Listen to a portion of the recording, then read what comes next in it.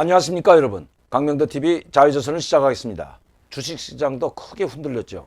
목요일 금요일 전쟁이 2월 16일 날 일어난다고 했는데 오늘이 19일입니다. 그럼 3일 전이죠. 그런데 전쟁 안 일어났습니다. 여러분. 그것은 딱 어떻게 날짜가 2월 16일 김정일이 생일날인데 이 바이든 대통령이 연설할 때 언론 인터뷰 또 기자들과 인터뷰에서 2월 16일 바이든은 침공할 것이라고 내다봤습니다. 물론 이렇게 딱 집어서 2월 16일이라고 했다면 푸틴 대통령이 그날 침공을 하려고 했다고 하더라도 아마 그날 하지 않고 며칠 후에 할 수 있는 것은 아마 바이든 대통령도 잘 알고 있는 사실일 겁니다. 미 합중국 대통령, 세계 초일위 국가인 미국 대통령이 그것을 모르고 날짜까지 짚었을 리는 없습니다. 전쟁을 좀 더 뒤로 미루고 마지막까지 외교적 노력으로 하기 위해서 2월 16일로 그것을 예견했다는 소리입니다. 그렇지만 러시아는 침공할 의사가 없다고 계속 강부인하고 있습니다. 그런데 이상한 점이 계속 나오고 있죠. 또 푸틴 대통령은 크림 지역과 우크라이나 국경에 배치됐던 일부 부대를 철수한다고 발표를 했습니다. 그리고 벨라루스와 함께 군사훈련하던 러시아군도 20일이 지나면 철수한다고 했지만 서방의 외신 보도를 보면 철수하는 것이 아니라 오히려 더 우크라이나 국경으로 무력을 중강시키고 있다는 보도, 그리고 그것을 실질적으로 입증할 수 있는 위성 사진들을 계속해서 내보내고 있습니다. 항공이 아마 포함되지 않았을 겁니다. 그렇다면 이게 엄청난 무력인데 우크라이나는 우리나라보다는 크지만 러시아에 비해서는 20분의 1밖에 되지 않죠. 이렇게 거대 러시아가 이 작은 우크라이나 별 볼 일 없는데 이 군대를 침공하기 위해서 20만 명의 병력을 동원시킬 수 있을 필요가 있을까요? 그러나 우크라이나 뒤에는 바로 미국과 나토가 있기 때문이라는 것입니다. 이 바이든 대통령이 직접 밝힌 이야기입니다. 그 뉴스 잠깐 여러분들께 외신 소식을 전해드리고 계속하도록 하겠습니다. 자, 19일 미국 고위 관료들이 우크라이나 국경에 19만 병력을 배치했으며 이는 2차 대전 이후 최대라고 밝혔고 조 바이든 미국 대통령이 수일 내 러시아가 우크라이나를 침공할 것이라고 경고하는 등 우크라이나 위기가 지속되고 있다. 미국 국무부나 국방부 그리고 바이든 대통령까지도 약 20만 명의 병력이 우크라이나 국경에 직결되고 러시아가 철군했다는 건 거짓말이라는 것입니다. 원래 전체주의 국가들은 거짓말을 잘하죠. 중국도 그렇고 북한도 그렇고 러시아는 중국이나 북한보다는 좀 낫다고 하지만 그래도 푸틴 대통령의 독재 집권이 지금 30년 동안 이루어지고 있는 나라, 전체주의 국가나 비슷하다고 봅니다. 자, 전체주의 국가 또 공산국가에서 지금 자유민주주의라고 하지만은 아직 완전한 자유민주주의 체제로 들어섰지 않은 러시아이기 때문에 미국 바이든 대통령이 믿질 않는 거죠. 자기 종족을 약물로 국물로 죽이려고 했던 그 정보 요원들, KGB에 있던 사람들이 영국으로 망명을 했는데 따라가서 죽인 것은 아주 유명한 실화입니다. 이렇기 때문에 바이든 대통령이나 서방 세계는 이 러시아 푸틴 대통령의 말을 믿질 않는 거죠. 겉으로는 철군한다고 하면서 계속 무력을 직결시키고 있다. 우크라이나 침공이 멀지 않았다. 계속 경고하고 나섰습니다. 이러는 와중에 이미 전쟁은 시작되었다는 것입니다. 제가 여러분들께도 언젠가 말씀드렸지만 이미 전쟁은 시작되었다. 제가 군사 전문가는 아니지만 외신 뉴스 종합을 해보고 제가 평가를 해보면 우크라이나 내부에는 돈바스 지역에 친노계가 장악하고 있습니다. 그래서 그들은 우크라이나 정부하고 독립하겠다고 하죠. 독립분리주의자들이죠. 이 독립분리주의자의 루간스크하고 도네츠크라는 두 개 주가 있습니다. 실례를 든다면 충청북도와 충청남도가 있는데 이 두 개 도가 동시에 독립을 선포했고 자치공화국을 이미 선포했습니다. 즉 도네츠크 인민공화국이라고 이름을 달고 독립을 주장하면서 우크라이나 정부군과 싸우고 있습니다. 돈바스 지역에 무장 세력을 조직해서 정부군과 지금 맞서고 있는 상황입니다. 계속 교전이 이루어지고 있는 상태인데 이 러시아계 즉 친노계뿐만 아니라 친노 러시아를 지지하고 푸틴 대통령을 지지한다고 해서가 아니라 이 돈바스 지역에는 대다수 사람들이 러시아계입니다. 러시아 국적을 가지고 생활하는 사람들도 상당히 많다고 합니다. 이렇기 때문에 러시아는 돈바스 지역의 두 공화국을 이미 러시아 국가두마라고 우리는 말하면 이제 국회나 같은 것인데 그 국회에서도 루간스크 공화국과 도네츠크 공화국을 이미 표결로 의결했습니다. 이것을 지지한다고. 그렇기 때문에 우크라이나는 용서할 수가 없죠. 도저히 받아들일 수가 없는 거죠. 왜? 한 개 주에 우리는 말하는 한 개 도를 충청도 공화국을 세우겠다. 제가 충청도라는 말을 비유해서 말합니다. 경기도 공화국을 세우겠다. 이렇게 된다면 한국 정부가 이거 용서할 수가 없는 거 아닙니까? 이게 도대체 할 수가 없는 거죠. 옛날 삼국시대로 신라, 백제, 고려 이것처럼 우리가 분리하겠다고 한다면, 신라하고 백제가 독립을 하겠다고 한다면 현재 상황에서 대한민국이 세 개로 갈라집니다. 위에는 북한, 경남을 주축으로 한 전라남북도, 충청도 일부, 백제 이렇게 갈라지겠다고 한다면 어떻게 할까요? 국민들이 어떻게 반응하고 어떻게 생각할까요? 자, 이렇게 지금 갈라놨던 겁니다. 돈바스 지역을 두 개 공화국으로 선포하고 우크라이나 정부에 우리를 공화국으로 인정하고 분리하겠다고 지금 그걸 승인해달라고 하는데 우크라이나에서는 해주지 않는 거죠. 그래서 지금 전쟁을 하고 있는 상황에 러시아는 친러 러시아 국민들을 보호한다는 명목 아래 지금 그들을 지원하고 있는 겁니다. 무기도 대주고 있고, 그런데 지금 러시아는 크렘반도도 그렇게 해서 병합을 시켰고, 한 번이죠. 2014년도에 바로 그런 쓰라린 경험을 겪었기 때문에 우크라이나는 자기 혼자서 러시아를 방어하지 못하니까 나토에 가입하겠다고 하고 유럽연합으로 들어가려고 하는 것입니다. 러시아는 그걸 절대로 용서하지 못한다고 하고, 그래서 러시아는 도네츠크와 루간스크 두 개 주에 무력을 대주고 군사 장비를 대줌으로써 정부군과 맞서 싸우게 하고 있는데, 지금도 전쟁하고 있는 상황인데 뮌헨 협정이라는 곳에서 휴전 협정을 맺었죠. 전쟁 더 이상 하지 않는다고. 그런데 다시 개시됐습니다. 그리고 이걸 누가 했냐?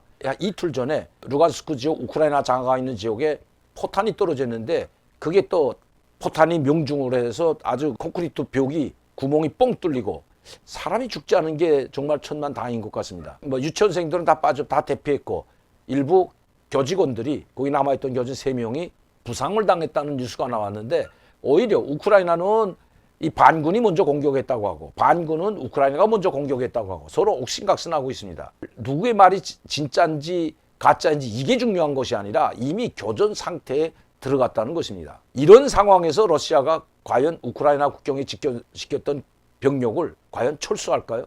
이거는 눈 감고 앙한 정말 새빨간 거짓말이 맞는 것 같습니다.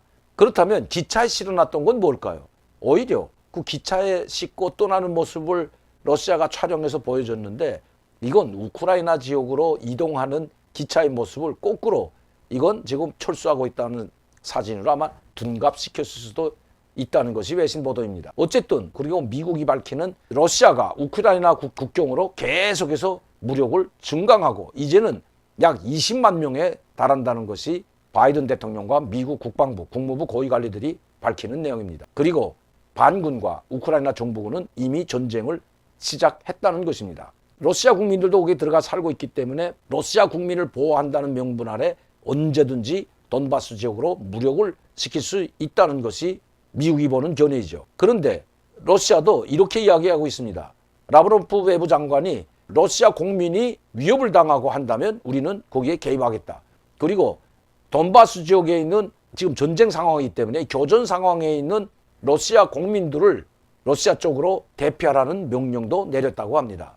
그리고 지금 이미 대피가 시작됐다고 합니다. 많은 돈바스 지역에 있는 주민들이 대피를 러시아 국토 쪽으로 대피를 한다면 이것은 전쟁이 눈앞에 러시아와 우크라이나의 전쟁이 임박했다고 해도 과언이 아니라는 것입니다. 그리고 계속해서 러시아는 이런 선전을 하고 있다는 거죠. 즉 우크라이나가 먼저 돈바스 지역에 포사격을 하고 공격을 하고 있다고 계속 선전할 뿐만 아니라 모든 사이버를 동원해서 지금 우크라이나 운행이나 정부 기관들을 마비시키는 사이버 전쟁에도 돌입했다는 것입니다. 말로는 전쟁을 하지 않는다고 하지만 이미 사이버전도 시작됐다는 것입니다. 사이버전을 통해서 공포를 조장하고 전력망이라든가 그리고 국가기관들, 운행들을 지금 해커 공격으로 마비시키고 있다는 것이 외신의 보도입니다. 이미 전쟁은 시작됐다는 것입니다.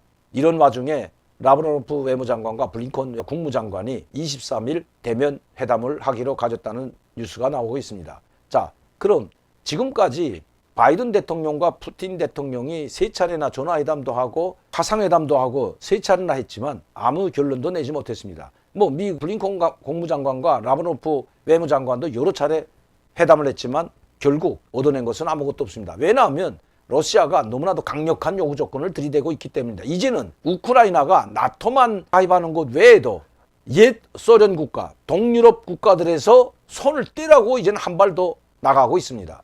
미국이나 동유럽 국가나 그리고 나토가 유로연합이 받아들일 수 없는 안들을 오히려 한층 더 제기했다는 것입니다. 예전에는 회담을 할 때 우크라이나에 동진하는 즉 나토 무력이 우크라이나 땅에 들어오는 것을 반대했지만 왜?